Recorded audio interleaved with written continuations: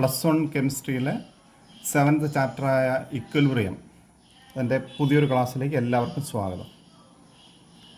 നമ്മളൊന്ന് പഠിക്കാൻ പോകുന്ന ആദ്യത്തെ ടോപ്പിക്ക് ബഫർ സൊല്യൂഷൻസാണ്.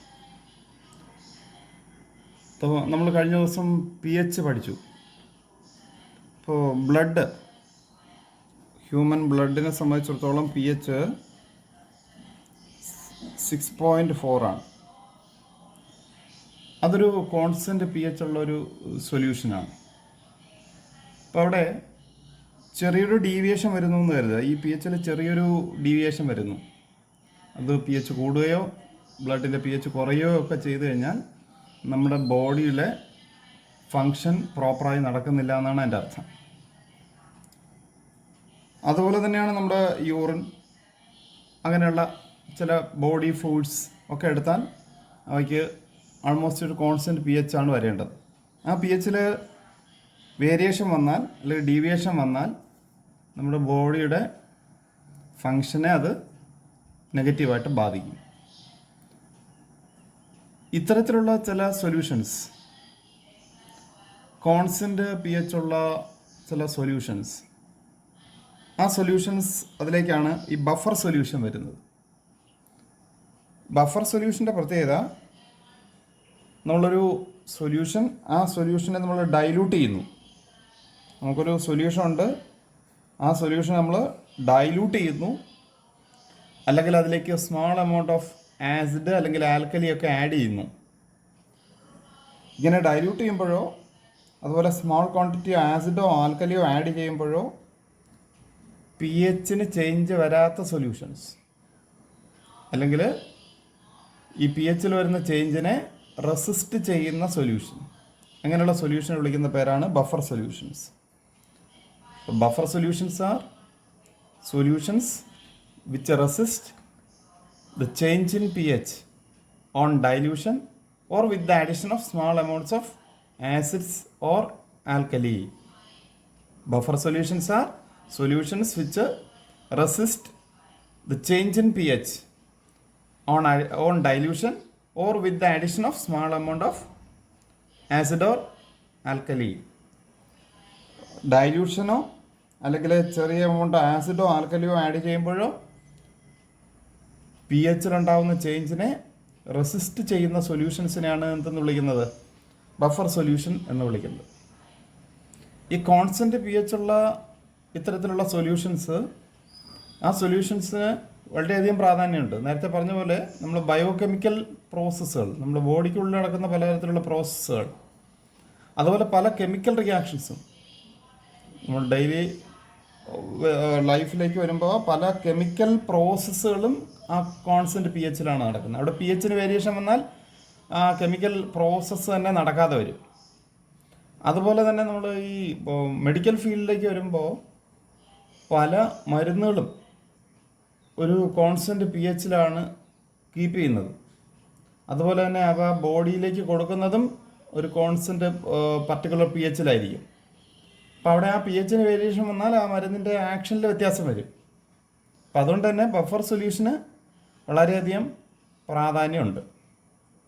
ഇനി ഈ ബഫർ സൊല്യൂഷൻസ് വരുമ്പോൾ അത് 2 ടൈപ്പ് ഉണ്ട്. Buffer solution 2 type. ഒന്ന് acidic buffer solution. Acidic buffer എന്ന് പറയുമ്പോൾ പ്രത്യേകത, ആ ബഫർ സൊല്യൂഷൻ്റെ pH അസിഡിക് റേഞ്ചിലായിരിക്കും, മീൻസ് ബിലോ 7 ആയിരിക്കും. ഇനി രണ്ടാമത്തത് ബേസിക് ബഫർ. അസിഡിക് ബഫർ കഴിഞ്ഞിട്ട് ബേസിക് ബഫർ. അതിൻ്റെ പ്രത്യേകത എന്താണ്? pH 7 മുകളിലേക്കായിരിക്കും. ഈ അസിഡിക് ബഫർ, അതിനൊരു എക്സാമ്പിൾ വരുമ്പോൾ എപ്പോഴും ഒരു വീക്ക് ആസിഡ്, ഏതെങ്കിലും ഒരു വീക്ക് ആസിഡും അതിൻ്റെ തന്നെ സ്ട്രോങ് ബേസുമായിട്ടുള്ള ഒരു സോൾട്ട്, അപ്പോൾ salt of A strong base, ഒരു വീക്ക് ആസിഡും സ്ട്രോങ് ബേസായിട്ടുള്ള ഒരു സ്ട്രോങ് ബേസുമായിട്ട് ഈ വീക്ക് ആസിഡ് ചേരുമ്പോൾ ഉള്ള സോൾട്ട്. ഇപ്പോൾ എക്സാമ്പിൾ അസറ്റിക് ആസിഡ് CH3COH ഒരു വീക്ക് ആസിഡാണ്. സ്ട്രോങ് ബേസായ സോഡിയം ഹൈഡ്രോക്സൈഡുമായിട്ട് ചേർന്നുള്ള ഒരു സോൾട്ട് സോഡിയം അസറ്റേറ്റ്. ഇതൊരു അസിഡിക് ബഫറിന് എക്സാമ്പിളാണ്. ഇനി ബേസിക് ബഫർ എന്ന് പറഞ്ഞാൽ ഒരു വീക്ക് ബേസ്. ബേസിക് ബഫർ വരുമ്പോഴത്തേക്ക് ഒരു വീക്ക് ബേസ് പ്ലസ് ഈ വീക്ക് ബേസും ഒരു സ്ട്രോങ് ആസിഡും കൂടി ചേരുമ്പോൾ കിട്ടുന്ന salt of A strong acid. ഇപ്പോൾ എക്സാമ്പിൾ ഒരു വീക്ക് ബേസ് അമോണിയം ഹൈഡ്രോക്സൈഡ്, അത് ഹൈഡ്രോക്ലോറിക് ആസിഡ് എന്ന് പറയുന്ന സോൾട്ടുമായിട്ട് ചേരുമ്പോൾ ആസിഡുമായിട്ട് ചേരുമ്പോൾ ഉണ്ടാകുന്ന സോൾട്ട് അമോണിയം ക്ലോറൈഡ്. ഇതൊരു ബേസിക് ബഫറിന് എക്സാമ്പിളാണ്. ഇനി നമുക്ക് വ്യത്യസ്ത തരത്തിലുള്ള ബഫറുകളെ, കോൺസ്റ്റൻറ്റ് പി എച്ച് ഉള്ള ബഫറുകളെ നമുക്ക് പ്രിപ്പയർ ചെയ്യാം. അതായത് പ്രിപ്പറേഷൻ ഓഫ് അസിഡിക് ബഫർ, അതാണ് നമ്മൾ അടുത്ത ടോപ്പിക്. നമ്മൾ ഈ പറഞ്ഞ പോലെ ഒരു അസിഡിക് ബഫറിൻ്റെ പി എച്ച് അതിൻ്റെ പ്രിപ്പറേഷനിലേക്ക് പോകുമ്പോൾ, ഒരു അസിഡിക് ബഫർ ആകുമ്പോൾ പ്രത്യേകത നേരത്തെ പറഞ്ഞ പോലെ ഒരു വീക്ക് ആസിഡും അതിൻ്റെ തന്നെ ഒരു സ്ട്രോങ് ബേസും ആയിട്ടുള്ള ഒരു സോൾട്ടാണ്. അപ്പോൾ നമ്മൾ ആ വീക്ക് ആസിഡ് HA എന്ന് എടുക്കുന്നു.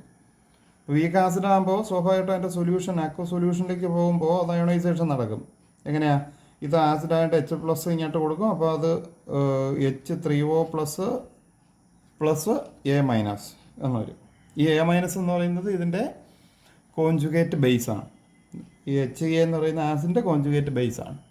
അപ്പോൾ നമുക്ക് ഇവിടെ നിന്ന് കഴിഞ്ഞ ദിവസം പഠിച്ചതുപോലെ Ka കാണാം. Ka = concentration of H3O+ into concentration of A- divide by concentration of HA എന്നെടുക്കാം.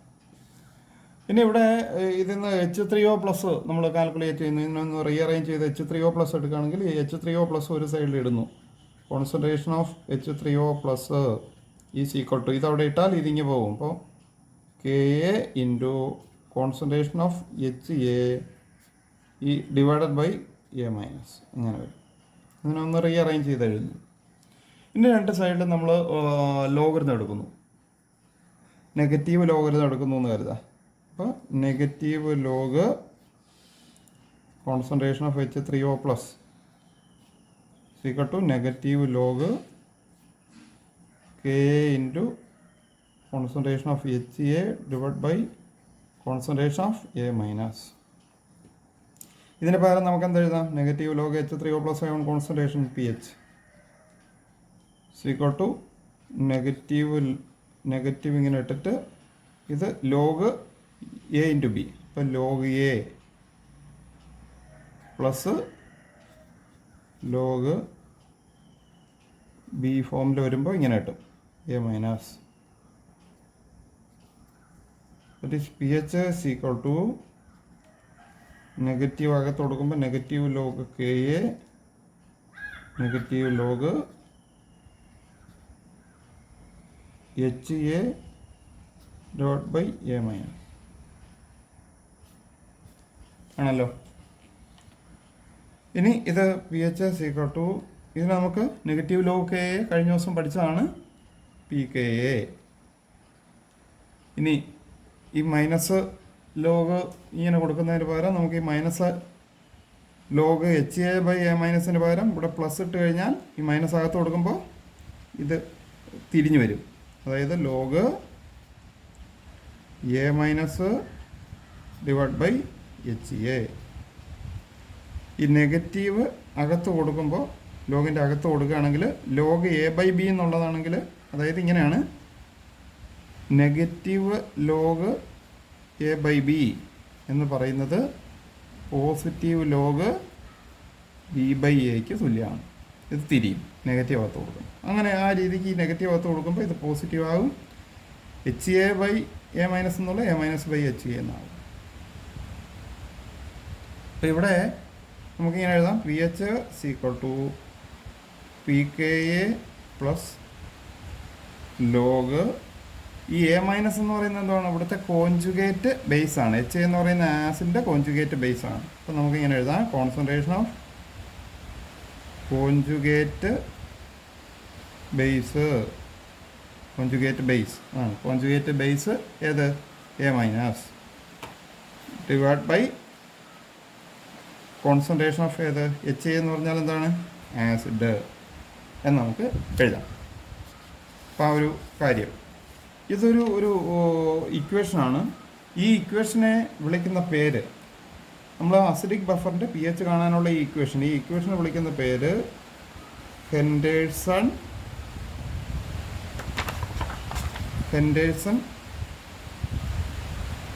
ഹാസൽബാൾട്ട് ഇക്വേഷൻ. അപ്പോൾ പ്രധാനപ്പെട്ട ഒരെണ്ണം ഹെൻഡേഴ്സൺ ഹാസൽബാൾട്ട് ഇക്വേഷൻ, അതാണിത്. അപ്പോൾ ഇവിടെ P H of an acidic buffer P H is equal to P K A. ആ acidic ബഫറിലെ acid ഏതാണോ അതിൻ്റെ P K A value, P K A plus log concentration of conjugate base divide by concentration of the acid taken. ഇവിടെ ഓർക്കേണ്ടുന്ന പ്രധാനപ്പെട്ട ഒരു കാര്യം ഇവിടെ ഈ ആസിഡ് എന്ന് പറഞ്ഞാൽ വീക്ക് ആസിഡാണ്. അപ്പോൾ അതുകൊണ്ട് തന്നെ വളരെ കുറച്ച് മാത്രമേ ഇത് ഡിസോസിയേഷൻ നടക്കുള്ളൂ. അപ്പോൾ അതുകൊണ്ട് തന്നെ ഇതിൽ നിന്ന് കിട്ടുന്ന എ മൈനസിൻ്റെ അളവ് എങ്ങനെയായിരിക്കും? വളരെ വളരെ കുറവാണ്, നെഗ്ലിജിബിളി സ്മാളാണ്. അതേസമയം ഇതിന് കറസ്പോണ്ടിങ് ആയിട്ടുള്ള സോൾട്ട് നമുക്കറിയാം. നേരത്തെ ആസിഡ് ബഫർ എന്ന് പറയുന്നത് വീക്ക് ആസിഡും ആ വീക്ക് ആസിഡിൻ്റെ സ്ട്രോങ് ബേസുമായിട്ട് ചേർന്നുള്ള സോൾട്ടും കൂടി ചേർന്നതാണ്. ആ സോൾട്ടിൽ നിന്ന് കിട്ടുന്ന എ മൈനസ് ആയിരിക്കും വളരെ കൂടുതലുള്ളത്. അല്ലെങ്കിൽ സോൾട്ട് കംപ്ലീറ്റ് ആയിട്ട് അയണൈസേഷൻ നടക്കും. അപ്പോൾ ഈ കിട്ടുന്ന എ മൈനസ് എന്ന് പറയുന്നത് ഫലത്തിൽ ഈ കോൺജുഗേറ്റ് ബേസിൻ്റെ കോൺസെൻട്രേഷൻ എന്ന് പറയുന്നത് ഏതിനെ തുല്യമായിട്ട് എടുക്കാം? കോൺസെൻട്രേഷൻ ഓഫ് സോൾട്ടിന് തുല്യമായിട്ട് എടുക്കാം. കാരണം എത്ര സോൾട്ട് ഉണ്ടോ അത്രയും തന്നെ അതനുസരിച്ച് എ മൈനസ് കിട്ടും. ഇവിടെ ഈ എച്ച് എ എന്ന് പറയുന്ന വീക്ക് ആസിഡിൽ നിന്ന് കിട്ടുന്ന എ മൈനസ് എന്ന് പറയുന്നത് നെഗ്ലിജിബിൾ ആണ്. അതുകൊണ്ട് തന്നെ നമുക്ക് ഈ എ മൈനസിൻ്റെ കോൺസെൻട്രേഷൻ അല്ലെങ്കിൽ കോൺജുഗേറ്റ് ബേസിൻ്റെ കോൺസെൻട്രേഷൻ എന്ന് പറയുന്നതിന് പകരം എന്തെന്ന് എടുത്താൽ മതി? ആ അസിഡിക് ബഫറിലുള്ള ഏതിൻ്റെ സോൾട്ടിൻ്റെ കോൺസെൻട്രേഷൻ എന്നെടുത്താൽ മതി. അപ്പോൾ അതുകൊണ്ട് തന്നെ നമ്മൾ ഈ ഇക്വേഷനിൽ ഒരു മാറ്റം വരുത്തുന്നു. P H equal to P K A plus log concentration of ഏത് salt divide by concentration of acid എന്നെടുക്കുന്നു. അതായത് നമ്മളൊരു ആസിഡിക് ബഫർ ഉണ്ടാക്കുമ്പോൾ ആ ആസിഡിക് ബഫർ എന്ന് പറയുമ്പോൾ ഒരു വീക്ക് ആസിഡ് പ്ലസ് ആ വീക്ക് ആസിഡും ഒരു സ്ട്രോങ് ബേസും ചേർന്നുള്ള സോൾട്ടിൻ്റെ മിക്സറാണ്. അതിൽ ആ ഉണ്ടാക്കുന്ന ആസിഡിക് ബഫറിൻ്റെ പി എച്ച് കാണാൻ P H equal to P K A, ഈ വീക്ക് ആസിഡിൻ്റെ P K A plus log concentration of ഇവിടെ എടുത്ത salt divide by concentration of acid taken. ഈ ഇക്വേഷനും ഹെൻഡേഴ്സൺ ഇക്വേഷനായിട്ട് നമുക്ക് പരിഗണിക്കാം. Henderson equation. ഇനി ഇത് ആസിഡിക് ബഫറാണ്. ഇപ്പോൾ ഇവരെ നമുക്ക് ഈ പറയുന്ന സോൾട്ടിൻ്റെയും അതുപോലെ ആസിഡിൻ്റെയും ഒക്കെ കോൺസെൻട്രേഷൻ, നമ്മൾ എടുക്കുന്ന സോൾട്ടിൻ്റെയും ആസിഡിൻ്റെയും ഒക്കെ കോൺസെൻട്രേഷൻ അഡ്ജസ്റ്റ് ചെയ്ത് കഴിഞ്ഞാൽ നമുക്ക് അതിൻ്റെ വാല്യൂ സബ്സ്റ്റിറ്റ്യൂട്ട് ചെയ്ത് സ്യൂട്ടബിൾ ആയിട്ടുള്ള വാല്യൂസ് എടുത്തു കഴിഞ്ഞാൽ നമുക്ക് എന്ത് കിട്ടും? സ്യൂട്ടബിൾ ആയിട്ടുള്ള ഏത് പി എച്ചിലുള്ള സൊല്യൂഷൻ വേണമെങ്കിലും ഉണ്ടാക്കിയെടുക്കാൻ പറ്റും എന്നുള്ളതാണ്. അപ്പോൾ ഇവിടെ നമ്മൾ ഇക്യൂമോളാർ എടുക്കുന്നു എന്ന് കരുതുക. സോൾട്ടും ആസിഡും ഈക്വൽ ക്വാണ്ടിറ്റി എടുക്കുകയാണെങ്കിൽ, ഈക്വൽ കോൺസെൻട്രേഷനിൽ എടുക്കുകയാണെങ്കിൽ ഇതിൻ്റെ രണ്ടിൻ്റെയും കൂടെ വാല്യൂ എങ്ങനെ വരും? 1 വരും. ഇപ്പോൾ ലോഗ് 1 എന്ന് പറഞ്ഞാൽ 0 ആണ്. ലോഗ് 1 0 ആണെങ്കിൽ നമുക്ക് എങ്ങനെ കൊടുക്കാം? പി എച്ച് ഈക്വൽ ടു എന്തിന് തുല്യമാണ്? പി കെ എക്ക് തുല്യമാണ്. പി കെ എ വാല്യൂവിന് തുല്യമാണ്. ഇനി നമുക്ക് ഈ അസറ്റിക് ആസിഡ് നേരത്തെ പറഞ്ഞ പോലെ അസറ്റിക് ആസിഡിൻ്റെ കേസിലാണെങ്കിൽ ആ പി കെ എ വാല്യൂ എന്ന് പറയുന്നത് 4.76 ആണ്. അപ്പോൾ നമ്മൾ ഇക്യൂമോളാർ ക്വാണ്ടിറ്റി നമ്മൾ നേരത്തെ എടുത്ത എക്സാമ്പിൾ ഓർക്കുണ്ടാവും.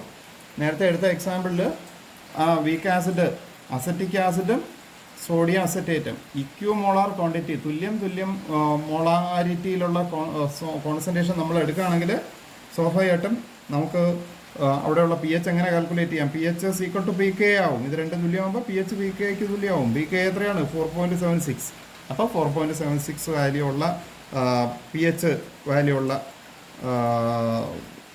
ആ ഒരു അസിഡിക് ബഫർ നമുക്ക് ഉണ്ടാക്കി എടുക്കാൻ പറ്റും. ഇനി ഈ പറയുന്ന സോൾട്ടിൻ്റെയും ആസിഡിൻ്റെയും ഒക്കെ കോൺസെൻട്രേഷനിൽ മാറ്റം വരുത്തി കഴിഞ്ഞാൽ നമുക്ക് അതനുസരിച്ച് പി എച്ച് കൂട്ടുകയോ കുറയ്ക്കുകയോ ഒക്കെ ചെയ്യാൻ പറ്റും. അപ്പോൾ അത്തരത്തിലാണ് നമ്മൾ ഈ പറയുന്ന പി എച്ച് കാൽക്കുലേറ്റ് ചെയ്യുന്നത്. ഇതൊരു ആസിഡ് ബഫറിനെ സംബന്ധിച്ചിടത്തോളമാണ്. അപ്പോൾ ഇതിന് കറസ്പോണ്ടിങ് ആയിട്ട് ബേസിക് ബഫറിനെ സംബന്ധിച്ചിടത്തോളവും ഉള്ള ഇക്വേഷൻ ഉണ്ട്. ആ ഇക്വേഷൻ ഇതാണ്. പി ഒ എച്ച് പി എച്ചിന് പകരം അവിടെ പി ഒ എച്ച് ആണ്. P O H is equal to P K B plus log concentration of, നേരത്തെ കോഞ്ചുഗേറ്റ് ബേസ് ആയിരുന്നുവെങ്കിൽ ഇവിടെ വരുമ്പോൾ അത് എന്തായിട്ട് മാറും? കോഞ്ചുഗേറ്റ് ആസിഡ് ആയിട്ട് മാറും. Conjugate acid divide by concentration of base എന്ന് വരും. അവിടെ സാധാരണ ഇക്വേഷൻ എടുക്കാറുള്ളത് ഇങ്ങനെയാണ്. B base, conjugate base B വാട്ടറുമായിട്ട് ചേരുന്നു. അപ്പോൾ B H plus plus O H minus. അപ്പോൾ അവിടെ കോഞ്ചുഗേറ്റ് ബേസ് ഏതാണ്? കോഞ്ചുഗേറ്റ് ആസിഡ് ഏതാണ്? ബി എച്ച് പ്ലസ് എന്ന് വരും. B H plus. ഇനി നമ്മൾ മുമ്പ് പഠിച്ചിട്ടുള്ള ഒരു കാര്യം അനുസരിച്ച് നമ്മൾ ഇതേ ഇക്വേഷനിൽ ചില മാറ്റങ്ങൾ വരുത്തുന്നു. ഈ ഇക്വേഷനിൽ വരുത്തുന്ന മാറ്റങ്ങൾ ഇതൊക്കെയാണ്. ഒന്ന് നമ്മൾ പഠിച്ചിട്ടുണ്ട്, P H plus P O H equal to 14 എന്ന് പഠിച്ചിട്ടുണ്ട്. അതുപോലെ നമ്മൾ പഠിച്ചിട്ടുള്ള വേറൊരെണ്ണം P K A plus P K B equal to P K W എന്നും പഠിച്ചിട്ടുണ്ട്. ഈ ഇക്വേഷൻസ് നമ്മൾ ഇതിലേക്ക് സബ്സ്റ്റിറ്റ്യൂട്ട് ചെയ്താൽ പി ഒ എച്ചിന് പകരം നമുക്ക് ഇവിടെ എന്തെഴുതാം? പി ഒ എച്ചിന് പകരം നമുക്ക് എഴുതാൻ പറ്റുന്നത് ഇത് തന്നെയാണ്, P K W. P O H is equal to P K W minus P H. P O എച്ചിന് പകരം P K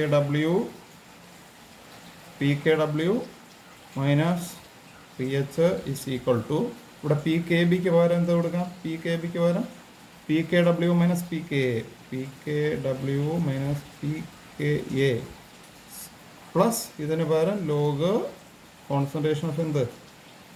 conjugate acid B H plus divide by conjugate, അതായത് ബേസിൻ്റെ ബേസ് കോൺസെൻട്രേഷൻ. അപ്പോൾ ഈ രണ്ട് സൈഡിലും നമുക്ക് ഉള്ളൊരു പ്രത്യേകത, ഈ രണ്ട് സൈഡിലും പി കെ ഉണ്ട്. ഇതിൽ പി എച്ച് കാണാൻ വേണ്ടിയിട്ട് മൊത്തം നെഗറ്റീവ് കൊണ്ട് മൾട്ടിപ്ലൈ ചെയ്യുന്നു. മൾട്ടിപ്ലൈ ചെയ്താൽ ഈ നെഗറ്റീവ് കൂടെ ആകുമ്പോൾ ഇതെന്താകും? പോസിറ്റീവ് ആകും. ഈക്വൽ ടു ഇത് പോസിറ്റീവ് ആകും. ഇവിടെ minus log concentration of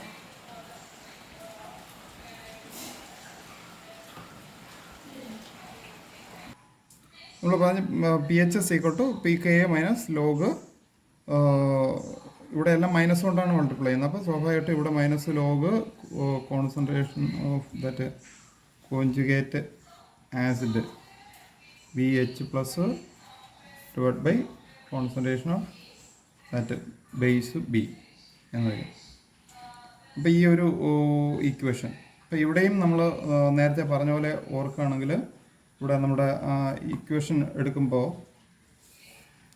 B plus water, ഇവിടെ ബേസ് എന്ന് പറയുന്നത് വീക്ക് ബേസാണ്. വീക്ക് ബേസ് ആകുമ്പോഴത്തേക്ക് വളരെ കുറച്ച് മാത്രമേ ഇതിൽ നിന്ന് കറസ്പോണ്ടിങ് ആയിട്ട് ബി എച്ച് പ്ലസ് ഉണ്ടാവുള്ളൂ. അപ്പോൾ അതുകൊണ്ട് തന്നെ ഈ കോഞ്ചുഗേറ്റ് ആസിഡ് എന്ന് പറയുന്നതിന് പകരം കറസ്പോണ്ടിങ് ആയിട്ട് ഇതിൻ്റെ സോൾട്ട് എന്ന് തന്നെ പറയുന്നതായിരിക്കും ഇവിടെയും നല്ലത്. അപ്പോൾ ആ ഒരു കാര്യം കൂടി പ്രത്യേകിച്ച് ഓർക്കണം. ഇനിവേ ഈ ഒരു ഇക്വേഷൻ ഹെൻഡേഴ്സൺ ഹാസൽബാൾക്ക് ഇക്വേഷൻ, ഈ ഇക്വേഷനിലും ഈ പറഞ്ഞ പോലെ കോഞ്ചുഗേറ്റ് ആസിഡ് എന്ന് പറഞ്ഞാൽ സോൾട്ട്, കറസ്പോണ്ടിങ് സോൾട്ട് തന്നെയാണ്. അപ്പോൾ അതുകൊണ്ട് തന്നെ നമുക്ക് ഇങ്ങനെ എഴുതാം, P H is equal to P K A minus log concentration of salt divide by base എന്ന് നമുക്ക് എടുക്കാം. സോൾട്ട് ഡിവൈഡ് ബൈ ബേസ് എന്ന് എടുക്കാം. അപ്പോൾ ആ ഒരു കാര്യം ഇവിടെ ഓർക്കണം. ഇനി ഇവിടെ നമുക്ക് നേരത്തെ പറഞ്ഞ പോലെ ഈ ഇക്വേഷൻ ഉപയോഗിച്ച് പി എച്ച് കാൽക്കുലേറ്റ് ചെയ്യാം. ഈ പറയുന്ന സോൾട്ടിൻ്റെയും അതുപോലെ ബേസിൻ്റെയും കോൺസെൻട്രേഷൻ നമുക്ക് അഡ്ജസ്റ്റ് ചെയ്തുകൊണ്ട് വ്യത്യസ്ത പി എച്ചിലുള്ള സൊല്യൂഷൻസ് നമുക്ക് ബഫർ സൊല്യൂഷൻസ് ഉണ്ടാക്കിയെടുക്കാവുന്നതാണ്. അപ്പോൾ ഇതാണ് ഹെൻഡേഴ്സൺ ഹാസൽബാൾക്ക് ഇക്വേഷൻ. അപ്പോൾ അതിൽ ഈ ഇക്വേഷൻ വളരെ വളരെ പ്രധാനപ്പെട്ടതാണ്. പ്രത്യേകിച്ചും അസിഡിക് ബഫറിൻ്റെ കേസിലുള്ള ഇക്വേഷൻ വളരെ പ്രധാനപ്പെട്ടതാണ്. ഇതിനെ ബേസ് ചെയ്തിട്ട് പ്രോബ്ലമൊക്കെ ചോദിക്കാവുന്നതാണ്. ഓക്കെ, നെക്സ്റ്റ് നമ്മൾ സോല്യുബിലിറ്റി അതുപോലെ സ്പെയറിംഗലി സോല്യുബിൾ സോൾട്ട്സ്, ഈ രണ്ട് ടേമുകളാണ് നോക്കുന്നത്. സോലിബിലിറ്റി മീൻസ് നമ്മളൊരു സൊല്യൂട്ട് എടുത്തു അല്ലെങ്കിൽ ഒരു സോൾട്ട് എടുത്തു. ആ സോൾട്ട് ഒരു ഡെഫിനിറ്റ് എമൗണ്ട് സോൾവെൻ്റ് എടുത്തിട്ട് ആ സോൾവെൻറ്റിലേക്ക് നമ്മളൊരു സോൾട്ട് ആഡ് ചെയ്യുകയാണ്. അങ്ങനെ ആ സോൾട്ട് ആഡ് ചെയ്യുമ്പോൾ ഇവിടെ സോലിബിലിറ്റി എന്ന് പറയുന്നത് ഇതാണ്: amount of salt dissolve. Amount of salt dissolved in A given amount of solvent. ഒരു ഗിവൺ എമൗണ്ട് സോൾവെൻറ്റിൽ ഡിസോൾവ് ചെയ്യുന്ന എമൗണ്ട് ഓഫ് സോൾട്ട് അല്ലെങ്കിൽ എമൗണ്ട് ഓഫ് സൊല്യൂട്ട്, അതിനെ വിളിക്കുന്ന പേരാണ്, ആ എമൗണ്ടിനെ വിളിക്കുന്ന പേരാണ് സോലിബിലിറ്റി. അപ്പോൾ സാധാരണ അത് മോൾ പെർ ലിറ്ററിലാണ് പറയാറുള്ളത്. ഒരു ലിറ്ററിൽ എത്ര മോൾ ഡിസോൾവ് ചെയ്തു എന്നുള്ള അനുസരിച്ചിട്ടാണ് അത് പറയാറുള്ളത്, സോലിബിലിറ്റി. ഈ സോലിബിലിറ്റിയെ ബേസ് ചെയ്തിട്ട് നമുക്ക് സബ്സ്റ്റൻസിനെ പലതായിട്ട് തിരിക്കാം. സോലിബിലിറ്റിയെ ബേസ് ചെയ്തിട്ട് പലതായിട്ട് തിരിക്കാം. അപ്പോൾ ഒന്നെന്ന് പറഞ്ഞാൽ മെയിനായിട്ട് 4ആയിട്ടാണ്. ഒന്ന് വരുന്നത് സോല്യബിൾ കാറ്റഗറി. ഒന്ന് എന്ന് പറഞ്ഞാൽ സോല്യബിൾ സബ്സ്റ്റൻസസ് അല്ലെങ്കിൽ സോല്യബിൾ സോൾട്സ്. സോല്യബിൾ സോൾട്സ് എന്ന് പറഞ്ഞാൽ പ്രത്യേകത, അവയെ സംബന്ധിച്ചിടത്തോളം അവരുടെ സോലിബിലിറ്റി എന്ന് പറയുന്നത് ഈസ് ഗ്രേറ്റർ ദാൻ 0.1 മോളാർ. 0.1 മോളാറിനേക്കാൾ കൂടുതലായിരിക്കും. 0.1 molar means 0.1 mole per litre. നേരത്തെ പറഞ്ഞു മോൾ പെർ ലിറ്റർ ആണ് യൂണിറ്റ് എന്ന്. 0.1 molar means 0.1 mole per litre. ഒരു ലിറ്ററിൽ 0.1 മോളിനേക്കാൾ കൂടുതൽ ഡിസോൾവ് ചെയ്യും. അപ്പം അതിനെയാണ് വിളിക്കുന്നത് സോല്യബിൾ. അങ്ങനെയുള്ള സോൾട്ടുകളെ സോല്യബിൾ സോൾട്ട്സ് എന്ന് വിളിക്കും. രണ്ടാമത്തെ വരുന്നത് slightly soluble. Slightly soluble. Slightly soluble എന്ന് പറഞ്ഞാൽ പ്രത്യേകത ഹൈലി സോല്യബിൾ അല്ല, വളരെ കുറച്ച് മാത്രമേ ഡിസോൾവ് ചെയ്യുള്ളൂ. അപ്പോൾ ആ കേസിൽ സോലിബിലിറ്റി എന്ന് പറയുന്നത് 0.01 മോളാറിനേക്കാൾ കൂടുതലാണ്. Solubility greater than 0.01 molar but less than 0.1 molar. 0.1 മോളാറിനേക്കാൾ കുറവ് എന്നാൽ 0.01 മോളാറിനേക്കാൾ കൂടുതൽ. Solubility is in between 0.01 molar and 0.1 molar. That is slightly soluble. Third category അവിടെയാണ് നമ്മളിപ്പോൾ ഈ പറഞ്ഞ sparingly soluble. Sparingly soluble means solubility it is less than 0.01 molar. Solubility it is less than 0.01 molar. 0.01 മോളാറിനേക്കാൾ കുറവ്. 0.01 മോളാറിനേക്കാൾ കൂടുതലും 0.1 മോളാറിനേക്കാൾ കുറവാണെങ്കിൽ അതാണ് slightly soluble. Sparingly soluble means solubility less than 0.01 molar. ഇനി നാലാമത് നമുക്ക് പറയാൻ പറ്റുന്നത് ഇൻസോല്യബിൾ. ഇൻസോല്യബിൾ എന്നാണ് പറയുക. Insoluble material substances. Insoluble substance means അവിടെ സോലിബിലിറ്റി 0 ആയിരിക്കും. അത് നമുക്ക് സോൾട്ടുകളുടെ കാര്യത്തിൽ അത്ര കാര്യമായിട്ട് പറയാനില്ല. സോൾട്ടുകളുടെ കാര്യത്തിൽ ഈ 3 തരത്തിലുള്ള സോൾട്ടുകളാണ്. സോലിബിൾ സോൾട്ട്, ഇപ്പോൾ സോഡിയം ക്ലോറൈഡൊക്കെ അതിന് എക്സാമ്പിളാണ്. പിന്നെ സ്ലൈറ്റ്ലി സോലിബിൾ, സ്പെയറിംഗ്ലി സോലിബിൾ. അവിടെ അതാണ് നമുക്ക് ഈ പറയുന്ന സോൾട്ടുകളുടെ സോലിബിലിറ്റിയെ ബേസ് ചെയ്തിട്ട് നമുക്ക് തരംതിരിക്കാൻ പറ്റുന്നത്. ഓക്കെ, നെക്സ്റ്റ് വളരെ പ്രധാനപ്പെട്ട ഒരു ടേമാണ് സോലിബിലിറ്റി പ്രോഡക്റ്റ് കോൺസ്റ്റൻറ്റ്. നമ്മളൊരു സ്പെയറിംഗ്ലി സോല്യബിൾ സോൾട്ടിൻ്റെ ഒരു സാച്ചുറേറ്റഡ് സൊല്യൂഷൻ എടുക്കുന്നു. സ്പെയറിംഗ്ലി സോല്യബിൾ സോൾട്ടിൻ്റെ ഒരു saturated solution. For example barium sulphate, BaSO4. ഈ BaSO4 അതിൻ്റെ സോളിഡ്, അതിൻ്റെ ഒരു സാച്ചുറേറ്റഡ് സൊല്യൂഷൻ എടുക്കുന്നു. അപ്പോൾ ആ സാച്ചുറേറ്റഡ് സൊല്യൂഷൻ എന്ന് പറഞ്ഞാൽ അറിയാം മാക്സിമം ഡിസോൾവ് ചെയ്തു. ഇനി ഒരല്പം പോലും ആ സൊല്യൂഷനിലേക്ക് ബേരിയം സൾഫേറ്റ് ഡിസോൾവ് ചെയ്യില്ല.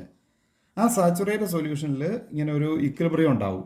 ഡിസോൾവ് ആയിട്ടുള്ള ബേരിയം സൾഫേറ്റും അൺഡിസോൾവ് ആയിട്ടുള്ള ബേരിയം സൾഫേറ്റും. ഈ ഡിസോൾവ് ആയിട്ടുള്ള ബേരിയം സൾഫേറ്റ് എങ്ങനെയാണ് നിൽക്കുന്നത്? അത് അതിൻ്റെ കറസ്പോണ്ടിങ് ആയിട്ടുള്ള അയോൺസ് ആയിട്ടായിരിക്കും നിലനിൽക്കുന്നത്. ഇപ്പോൾ ബേരിയം അയോൺസ്, സൾഫേറ്റ് അയോൺസ്. ഈ ഡിസോൾവ്ഡ് പാർട്ടും ഈ അൺഡിസോൾവ്ഡ് പാർട്ടും തമ്മിൽ ഈ സാച്ചുറേറ്റഡ് സൊല്യൂഷനിൽ ഒരു ഇക്വിലിബ്രിയം ഉണ്ട്. നമുക്കിവിടെ ഒരു ഇക്വിലിബ്രിയം കോൺസ്റ്റൻറ്റ് കൊടുക്കാൻ പറ്റുകയാണെങ്കിൽ ഇങ്ങനെ കൊടുക്കാം, concentration of Ba2+ into concentration of SO4 2- divide by concentration of BaSO4 എന്നാണ് നമ്മൾ കൊടുക്കുക. ഇവിടെ ഓർക്കേണ്ട ഒരു കാര്യം, ഈ concentration of BaSO4 means BaSO4 in the solid state ആണ്. അപ്പോൾ അതുകൊണ്ട് തന്നെ അതിൻ്റെ കോൺസെൻട്രേഷൻ ഒരു കോൺസ്റ്റൻ്റ് ആണ്. ആ കോൺസ്റ്റൻറ്റ് ഇങ്ങോട്ട് മൾട്ടിപ്ലൈ ചെയ്യുമ്പോൾ ഈ ഇക്വിലിബ്രിയം കോൺസ്റ്റൻറ്റും ഈ കോൺസ്റ്റൻറ്റും കൂടി ചേരുമ്പോൾ പുതിയൊരു കോൺസ്റ്റൻ്റ് ആവും. ആ പുതിയൊരു കോൺസ്റ്റൻ്റാണ് നമ്മൾ എന്തെന്ന് വിളിക്കുന്നത്, KSP means solubility product constant. Solubility product constant or simply solubility product KSP equal to ഫലത്തിൽ എന്തുവാണ്, concentration equilibrium constant into concentration of BaSO4 ആണ്. ഈക്വൽ ടു എന്താണ്, concentration of Ba2+ into concentration of എന്ത് SO4 2-. അതിനെയാണ് KSP എന്ന് വിളിക്കുന്നത്. അപ്പോൾ KSP ഈ കേസിൽ KSP മീൻസ് ഇവിടെ ഈ സാച്ചുറേറ്റഡ് സൊല്യൂഷനിലുള്ള അയോൺസ്, ആ അയോൺസിൻ്റെ കോൺസെൻട്രേഷൻ്റെ പ്രോഡക്റ്റ്. ഇവിടെ ഏതൊക്കെ അയോൺസാണ് ഉള്ളത്, ബേരിയം അയോൺസ് പിന്നെ സൾഫേറ്റ് അയോൺസ്. ഈ രണ്ട് അയോണുകളുടെയും കോൺസെൻട്രേഷനുകളുടെ പ്രോഡക്റ്റ്, അതിനെയാണ് എന്തെന്ന് വിളിക്കുന്നത്, KSP എന്ന് വിളിക്കുന്നത്. ഇപ്പോൾ ഇവിടെ നമ്മുടെ ബേരിയം സൾഫേറ്റിൻ്റെ സോലിബിലിറ്റി എസ് ആണെന്നിരിക്കട്ടെ. Let us B the solubility, S moles per litre B the solubility. ആരുടെ സോലിബിലിറ്റി, ബേരിയം സൾഫേറ്റിൻ്റെ സോലിബിലിറ്റി എസ് ആണ് എങ്കിൽ നമുക്കറിയാം ഇവിടെ നിന്ന് എസ് പാർട്ടാണ് 1 ലിറ്ററിൽ ഡിസോൾവ് ആയി പോയേക്കുന്നത്. അപ്പോൾ ഇവിടെ എത്ര barium ions, concentration of barium ions എത്രയായിരിക്കും, concentration of barium ions S തന്നെയാണ്. കോൺസെൻട്രേഷൻ ഓഫ് സൾഫേറ്റ് അയോണോ അതും എസ് തന്നെയാണ്. നമുക്കിവിടെ അറിയാം ഇവിടെ നിന്ന് ഒരു ബേരിയം സൾഫേറ്റ് അങ്ങോട്ടേക്ക് ഡിസോസിയേഷൻ നടന്നാൽ ഒരു ബേരിയം അയോണും ഒരു സൾഫേറ്റ് അയോണും. അപ്പോൾ ഇവിടെ നിന്ന് എസ് ആണ് സോലിബിലിറ്റി എങ്കിൽ എസ് പാർട്ട് 1 ലിറ്ററിൽ ഡിസോൾവ് ചെയ്യാണ്. അപ്പോൾ സ്വാഭാവികമായിട്ടും എസ് പാർട്ട് ബേരിയം അയോണും എസ് പാർട്ട് സൾഫേറ്റ് അയോണും വരും. അപ്പോൾ അങ്ങനെയാണെങ്കിൽ നമുക്ക് സോലിബിലിറ്റി പ്രോഡക്റ്റ് എങ്ങനെ കിട്ടും, solubility product equal to barium അയോണിൻ്റെ കോൺസെൻട്രേഷൻ, ബേരിയം അയോണിൻ്റെ കോൺസെൻട്രേഷൻ ഇൻറ്റു സൾഫേറ്റ് അയോണിൻ്റെ കോൺസെൻട്രേഷൻ. ബേരിയം അയോണിൻ്റെ കോൺസെൻട്രേഷൻ എത്രയാണ്, എസ് ഇൻറ്റു സൾഫേറ്റ് അയോണിൻ്റെ S means KSP equal to ഈ കേസിൽ എന്ത് കൊടുക്കാം, S², ഈ കേസിലുള്ള റിലേഷൻ. അപ്പോൾ അതായത് ബേരിയം സൾഫേറ്റിൻ്റെ കേസിലാണെങ്കിൽ KSP ഈക്വൽ ടു S² എന്ന് നമുക്ക് കൊടുക്കാൻ പറ്റും. ഇനി മറ്റൊരു എക്സാമ്പിളിലേക്ക് വന്നാൽ നമ്മൾ സിൽവർ ക്ലോറൈഡ് എന്ന് പറയുന്ന ആ ഒരു സോൾട്ടിൻ്റെ സാച്ചുറേറ്റഡ് സൊല്യൂഷൻ, അതൊരു സ്പെരിങ്ങലി സോലിബിൾ സോൾട്ടാണ്. അതിൻ്റെ സാച്ചുറേറ്റഡ് സൊല്യൂഷൻ എടുത്തു കഴിഞ്ഞാൽ സ്വാഭാവികമായിട്ടും അവിടെയും ഇതുപോലെ തന്നെയാണ് Ag+, നേരത്തെ ബേരിയം 2+ ആണ്, ഇവിടെ Ag+, ആക്വസ് പ്ലസ് Cl- ആക്വസ്. അപ്പോൾ നമ്മൾ ഇതിൻ്റെ സിൽവർ ക്ലോറൈഡിൻ്റെ കേസിൽ അതിൻ്റെ സോലിബിലിറ്റി എസ് ആണ് എങ്കിൽ ഇവിടെ കോൺസെൻട്രേഷൻ ഓഫ് സിൽവർ അയോൺ എത്രയാണ്, S, sulphate chloride ion S. കാരണം ഇവിടുന്ന് ഒരു പാർട്ട് പോകുമ്പോൾ ഇവിടെ ഒന്ന് അങ്ങനെ ആ രീതിക്കാണ്. അപ്പോൾ സ്വാഭാവികമായിട്ടും നമുക്കിവിടെ സോലിബിലിറ്റി പ്രോഡക്റ്റ് എഴുതാം. സോലിബിലിറ്റി പ്രോഡക്റ്റ് എന്ന് പറഞ്ഞാൽ എന്തുവാണ്, it is a product of the concentrations of different ions present in the saturated solution of a sparingly soluble salt. അപ്പോൾ ഇവിടെ Ag+ into Cl-, KSP equal to ഈ കേസിൽ ഇതിൻ്റെ വാല്യൂ എത്രയാണ്, എസ് ഇൻറ്റു അടുത്തത് എസ്. അതായത് KSP ഈക്വൽ ടു എന്താണ്, S². നേരത്തെ ഉള്ളതുപോലെ തന്നെയാണ്. ആരുടെ കാര്യത്തിൽ, നമ്മൾ ബേരിയം സൾഫേറ്റിൻ്റെ കാര്യത്തിൽ കണ്ടതുപോലെ തന്നെയാണ് ഇവിടെയും നമുക്ക് കിട്ടിയത്. അപ്പോൾ എല്ലാ കേസിലും ഈ KSPയും സോലിബിലിറ്റിയും തമ്മിലുള്ള റിലേഷൻ ഇത് തന്നെയാണോ, KSP ഈക്വൽ ടു S² തന്നെയാണോ എന്ന് ചോദിച്ചാൽ അല്ല, ഓരോ കേസിലും ഓരോന്നാണ്. ഇപ്പോൾ നമ്മൾ അലൂമിനിയം സൾഫേറ്റ് എന്ന് പറയുന്ന ഒരു കേസിലേക്ക് പോയാൽ Al2SO4 ഈ കേസിലേക്ക് പോയാൽ എന്താണ് സംഭവിക്കുന്നത്, നമുക്ക് ഇത് ഡിസോസിയേഷൻ നടന്നിട്ട് 2Al3+ aqueous plus 3SO4 2- aqueous, ഇങ്ങനെയുള്ള അയോൺസ് ആണ് കേട്ടോ. ഇവിടെ എസ് ആണ് സോലിബിലിറ്റി എങ്കിൽ let us B the solubility, S moles per litre B the solubility of aluminium sulphate. അങ്ങനെയാണെങ്കിൽ ഇവിടെ എത്ര കിട്ടും, 2S. കാരണം ഇത് നോക്കേ ബാലൻസ്ഡ് ഇക്വേഷൻ നോക്കുമ്പോൾ ഇവിടെ നിന്ന് 1 മോൾ പോകുമ്പോൾ ഇവിടെ 2Al3+. അപ്പോൾ ഇവിടെ നിന്ന് എസ് ആണ് ഡിസോൾവ് ചെയ്യുന്ന 1 ലിറ്ററിലെങ്കിൽ 2S, ഇവിടെയോ 3S. അതായത് കോൺസെൻട്രേഷൻ ഓഫ് Al3+ അതിൻ്റെ വാല്യൂ എത്രയാണ് 2s. Concentration of sulphate ion SO4 2- ion എത്രയാണ് 3s. അപ്പോൾ അങ്ങനെയാണെങ്കിൽ നമുക്കിവിടെ KSP നോക്കാം. KSP ഈസ് ഈക്വൽ ടു എന്താണ് കോൺസെൻട്രേഷൻ, ഇവിടെയുള്ള ഈ ഈക്വലിബ്രിയത്തിൽ ഇരിക്കുമ്പോൾ ഉള്ള അയോൺസിൻ്റെ കോൺസെൻട്രേഷൻ്റെ പ്രോഡക്റ്റ്. ഇവിടെ എന്താണ് Al3+ റൈസ് ടു 2 വരണം. എന്തുകൊണ്ട് റൈസ് ടു 2? 2 അലൂമിനിയം ഉണ്ട്. അപ്പോൾ അലൂമിനിയത്തിൻ്റെ കോൺസെൻട്രേഷൻ ഇൻറ്റു അലൂമിനിയത്തിൻ്റെ കോൺസെൻട്രേഷൻ്റെ ആ പോസിറ്റീവ് അയോൺ വരുമ്പോൾ 2 എണ്ണം ഉണ്ട്. അപ്പോൾ raise to 2 into sulphate ion SO4 2- raise to 3. ഇവിടെ 3 സൾഫേറ്റ് ഉണ്ട്. അപ്പോൾ അവിടെ നമ്മൾ ഇക്വിലിബ്രിയം കോൺസ്റ്റൻ്റ് ഒക്കെ കണ്ടുപിടിക്കുമ്പോൾ ഉള്ളതുപോലെ തന്നെയാണ് ഓരോ കോൺസെൻട്രേഷൻ ടൈമിൻ്റെയും പവറുകൾ ആ ബാലൻസ്ഡ് ഡിസോസിയേഷൻ റിയാക്ഷൻ നോക്കിയിട്ട് വേണം കൊടുക്കാൻ. ഇവിടെ 2 ഉണ്ട്, ഇവിടെ 3 ഉണ്ട്, അതനുസരിച്ച് കൊടുക്കും. ഈ വാല്യൂ നമ്മൾ ഇതിൽ സബ്സ്റ്റിറ്റ്യൂട്ട് ചെയ്താൽ നേരത്തെ അലൂമിനിയത്തിൻ്റെ concentration 2s raise to 2 into ഇവിടെ എത്രയാണ് 3s റൈസ് ടു 3. 2 ഇത് 2 raise to 2 into s raise to 2 into 3 raise to 3 into s raise to 3. അപ്പോൾ KSP ഈസ് ഈക്വൽ ടു എത്രയാണ് ഇത് 4 ഇൻറ്റു 3 റൈസ് ടു 3 മീൻസ് അവിടെ 3 into 3 into 3 27 into s raise to 2 s raise to 3 ആകുമ്പോൾ s raise to 5. That is KSP is equal to 1 ഇവിടെ കിട്ടുന്നത് 108 s raise to 5 ഇവിടുത്തെ relation. അപ്പം നേരത്തെ ഉള്ള കേസിൽ നമ്മൾ ബേരിയം സൾഫേറ്റിൻ്റെ കേസിലും സിൽവർ ക്ലോറൈൻ്റെ കേസിലും ഒക്കെ KSP എന്ന് പറയുന്നത് എന്തായിരുന്നു KSP is equal to s² എന്നായിരുന്നു ആ റിലേഷൻ. ഇവിടെ അതല്ല, KSP is equal to 108 s raise to 5. അപ്പോൾ ഇത് ഓരോ കേസിലും ഓരോന്നാണ്. അപ്പം നമ്മൾ ആ കറസ്പോണ്ടിങ് ഇക്വേഷൻ അവിടെ എഴുതി നോക്കിയാലേ പറ്റുള്ളൂ. ഇതിനെ ബേസ് ചെയ്തിട്ട് പ്രോബ്ലങ്ങൾ വരാം. ഇപ്പോൾ സിൽവർ ക്ലോറൈൻ്റെ കേസിൽ KSP കാണാൻ ചോദിക്കുന്നു, സോലിബിലിറ്റി പ്രോഡക്റ്റ് കാണാൻ ചോദിക്കുന്നു, സോലിബിലിറ്റി തരുന്നു. അപ്പം നമുക്ക് അവിടെ റിലേഷൻ സോലിബിലിറ്റിയുടെ സ്ക്വയർ എടുത്താൽ KSP ആയി. അതുതന്നെയാണ് ബേരിയം സൾഫേറ്റിൻ്റെ കേസിലും. പക്ഷേ അത് അലൂമിനിയം സൾഫേറ്റിൻ്റെ കേസിലേക്ക് വന്നാലോ KSP ആണെന്ന് തന്നു, സോലിബിലിറ്റി വന്നാൽ അവിടെ s² എടുത്താൽ മതിയോ? പോരാ. 108 s റൈസ് ടു 5 അവിടെ എസിൻ്റെ വാല്യൂ സബ്സ്റ്റിറ്റ്യൂട്ട് ചെയ്ത് വേണം ചെയ്യാൻ. ഓരോ കേസിലും അങ്ങനെയാണ്, ഓരോ രീതിക്കാണ് എന്നുള്ളതാണ്. അപ്പോൾ അത് പ്രത്യേകിച്ച് നമ്മൾ ഓർക്കേണ്ടതുണ്ട്. ഓരോ കേസിലെയും സോലിബിലിറ്റിയും സോലിബിലിറ്റി പ്രോഡക്റ്റും തമ്മിലുള്ള ആ ഒരു റിലേഷൻ ഓരോ രീതിയാണ് എന്നുള്ളത് നമ്മൾ മറന്നു പോകരുത്. അപ്പോൾ നമ്മൾ ജനറലായിട്ടൊരു സോൾട്ട് എടുക്കുന്നു. ജനറലായിട്ടൊരു സോൾട്ട് MX ഒരു സോൾട്ട് MXY, അതായത് MX എന്ന് പറയുന്ന ഒരു സോൾട്ട്, അതിൽ M എത്ര ടൈംസ് ഉണ്ട്? X ടൈംസും XY ടൈംസും ഉണ്ട്. അങ്ങനെ ഒരു സോളിഡ് ആണെന്ന് കരുതുക. അപ്പോൾ ഇത് സ്വാഭാവികമായിട്ട് ഇക്വിലിബ്രിയത്തിലേക്ക് പോകുമ്പോൾ X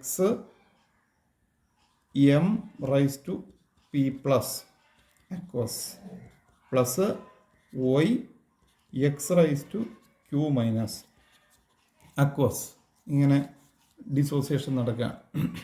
അപ്പോൾ ഇവിടെ സോലിബിലിറ്റി ഈ സോൾട്ടിനെ സംബന്ധിച്ചിടത്തോളം അതിൻ്റെ സോലിബിലിറ്റി S ആണെന്ന് എടുക്കുകയാണെങ്കിൽ ഇവിടെ കോൺസെൻട്രേഷൻ ഓഫ് MP പ്ലസ് എന്ന് പറയുന്നത് എത്രയായിരിക്കും? XS ആണ്. അതുപോലെ കോൺസെൻട്രേഷൻ ഓഫ് XQ മൈനസ് എന്ന് പറയുന്നത് എന്താണ്? YS ആണ്. നേരത്തെ പറഞ്ഞ പോലെ, നേരത്തെ ഇവിടെ 2 ഉള്ളപ്പോൾ 2s എന്നും 3s എന്നും എടുത്ത പോലെ ഇവിടെ XSഉം YSഉം എടുക്കുന്നു ഈ പറയുന്ന വാല്യൂസ്.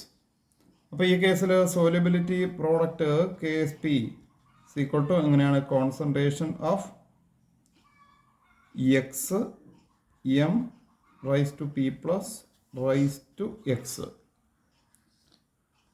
അപ്പോൾ ഈ കേസിൽ നമുക്ക് അങ്ങനെയാണ് കൊടുക്കാൻ പറ്റുന്നത്. ഇനി അതുപോലെ into YX raise to Q minus raise to എത്രയാണ്? Y.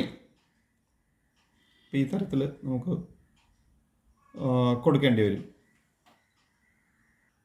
ഇവിടെ ഓർക്കേണ്ടത് ഇവിടെയുള്ള അയോൺസ് എം റൈസ് ടു പി+ഉം x⁻q−1 ആണ് അയോൺസ്. അപ്പോൾ അതുകൊണ്ട് തന്നെ KSP കാണാൻ വേണ്ടി നമുക്ക് എന്താ വേണ്ടത്? m⁻p+⁻x into x⁻q−⁻y. ഇതിൻ്റെ വാല്യൂ നമ്മൾ കൊടുത്താൽ KSP m⁻p+ൻ്റെ വാല്യൂ നമ്മൾ എഴുതി വെച്ചിട്ടുണ്ട് xs the whole raised to x into, ഇനി ഇവിടെ നമ്മൾ x⁻q- അതിൻ്റെ വാല്യൂ ys raised to എത്രയാണ്? y. That is KSP x⁻x s⁻x into y⁻y into s⁻y. That is KSP x⁻x into y⁻y into s⁻x+y. ഇതാണ് അവിടെ വരുന്ന റിലേഷൻ. അപ്പോൾ ഇവിടെ KSP വാല്യൂ ഉണ്ടെങ്കിൽ സോലിബിലിറ്റി കാണാം, അല്ലെങ്കിൽ സോലിബിലിറ്റിയുടെ വാല്യൂ ഉണ്ടെങ്കിൽ KSP വാല്യൂ കാണാം. ഓക്കെ, ഒരു ജനറൽ കേസാണ്. ജനറൽ കേസിനേക്കാൾ കൂടുതൽ സ്പെസിഫിക് ആയിട്ടുള്ള ഓരോരോ കേസുകൾ ചോദിക്കാവുന്നതാണ്. അതിനെ ബേസ് ചെയ്തിട്ട് കറസ്പോണ്ടിങ് ആയിട്ട് ഈ ഒരു റിലേഷൻ എഴുതിയെടുക്കാനും അറിയണം എന്നുള്ളതാണ്. അപ്പോൾ ഇതിനെ ബേസ് ചെയ്തിട്ട് പ്രോബ്ലങ്ങളും ഒക്കെ വരാവുന്നതാണ്. Next, common ion effect on solubility of ionic salts. ഈ അയോണിക് സോൾട്സിൻ്റെ സോലിബിലിറ്റിയിൽ കോമൺ അയോൺ ഇഫക്റ്റിൻ്റെ ആപ്ലിക്കേഷനാണ് വരുന്നത്. അപ്പോൾ ഇവിടെ ഓർക്കേണ്ടുന്ന ഒരു പ്രധാനപ്പെട്ട ഒരു കാര്യം, നമ്മളൊരു സാച്ചുറേറ്റഡ് സൊല്യൂഷൻ ഉണ്ടെന്ന് കരുതുക. ഒരു സോൾട്ടിൻ്റെ ഒരു സാച്ചുറേറ്റഡ് സൊല്യൂഷൻ ഉണ്ട്. ആ സാച്ചുറേറ്റഡ് സൊല്യൂഷൻ്റെ കേസിൽ എപ്പോഴെങ്കിലും അവിടെയുള്ള അയോണിക് പ്രോഡക്റ്റ് മീൻസ് ആ സൊല്യൂഷനിലുള്ള അയോണുകളുടെ പ്രോഡക്റ്റ്, ആ അയോണുകളുടെ കോൺസെൻട്രേഷൻ്റെ പ്രോഡക്റ്റ്, അയോണിക് പ്രോഡക്റ്റ് എപ്പോഴെങ്കിലും സോലിബിലിറ്റി പ്രോഡക്റ്റിനെ എക്സീഡ് ചെയ്യുന്നു എന്ന് കരുതുക. Ionic product exceeds solubility product. Ionic product എപ്പോഴെങ്കിലും സോലിബിലിറ്റി പ്രോഡക്റ്റിനെ എക്സീഡ് ചെയ്യുകയാണെങ്കിൽ ദെൻ പ്രസിപ്പിറ്റേഷൻ ടേക്സ് പ്ലേസ്. അവിടെ എന്ത് നടക്കും? പ്രസിപ്പിറ്റേഷൻ നടക്കും.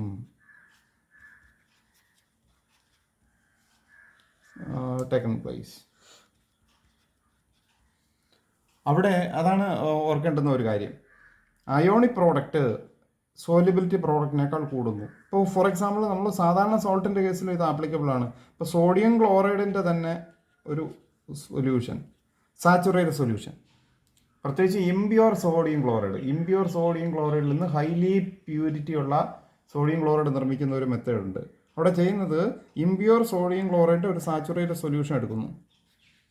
സാച്ചുറേറ്റഡ് സൊല്യൂഷൻ എന്ന് പറഞ്ഞാൽ മാക്സിമം ഡിസോൾവ് ചെയ്തെടുത്ത് ആ സൊല്യൂഷൻ. അപ്പം നമുക്കറിയാം അവിടെയുള്ള ions Na+ ions aqueous state plus Cl- aqueous state. ഈ സോഡിയം ക്ലോറൈഡ് എന്ന് പറയുന്നത് അവിടെ ഒരു ഹൈലി സോല്യബിൾ ആയിട്ടുള്ളൊരു സോൾട്ടാണ്, സ്പെയറിംഗ്ലി സോല്യബിൾ പോലും അല്ല. പക്ഷേ അതിൻ്റെ ഒരു സാച്ചുറേറ്റഡ് സൊല്യൂഷൻ എടുക്കുന്നു. ആ സാച്ചുറേറ്റഡ് സൊല്യൂഷൻ എടുക്കുമ്പോൾ അവിടെ ഈ ഡിസോൾഡ് പാർട്ടും അൺഡിസോൾഡ് പാർട്ടും തമ്മിൽ ഇങ്ങനെ ഒരു ഇക്വിലിബ്രിയത്തിൽ അവിടെ ഉണ്ടാകും.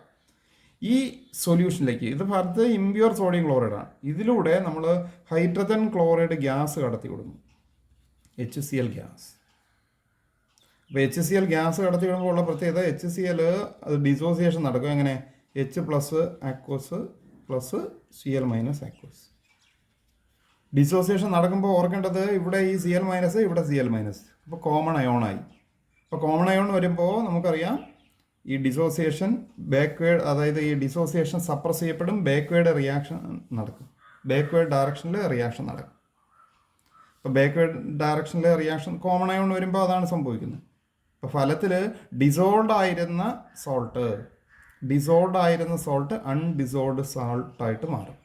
അപ്പോൾ ഒരു സാച്ചുറേറ്റഡ് സൊല്യൂഷനാണ് നമ്മൾ എടുക്കുന്നത്. സാച്ചുറേറ്റഡ് സൊല്യൂഷൻ എടുത്താൽ അവിടെ ഈ പറഞ്ഞ ഡിസോൾവ് ആയിരുന്ന ആ സോഡിയം ക്ലോറൈഡ് അൺഡിസോൾവ്ഡ് സോഡിയം ക്ലോറൈഡായിട്ട് മാറുന്നു. അപ്പോൾ ആ അൺഡിസോൾവ്ഡ് സോഡിയം ക്ലോറൈഡായിട്ട് മാറുമ്പോൾ അവിടെ നമുക്ക് പ്യുവർ സോഡിയം ക്ലോറൈഡ് മാത്രം കിട്ടും.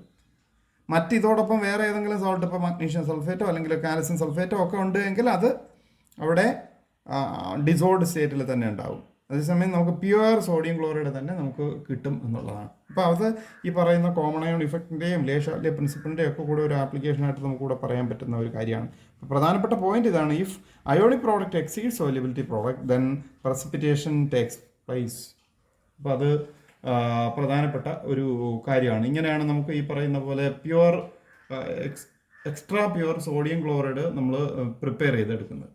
ഇതുപോലെ മറ്റ് സ്പെരിക്കലി സോല്യുബിൾ സോൾട്ടിൻ്റെ കേസിലും ഈ കാര്യങ്ങൾ ഈ പറയുന്ന പോലെ പ്രസിപ്പിറ്റേഷൻ നടത്തുന്നത് ഇങ്ങനെ തന്നെയാണ്.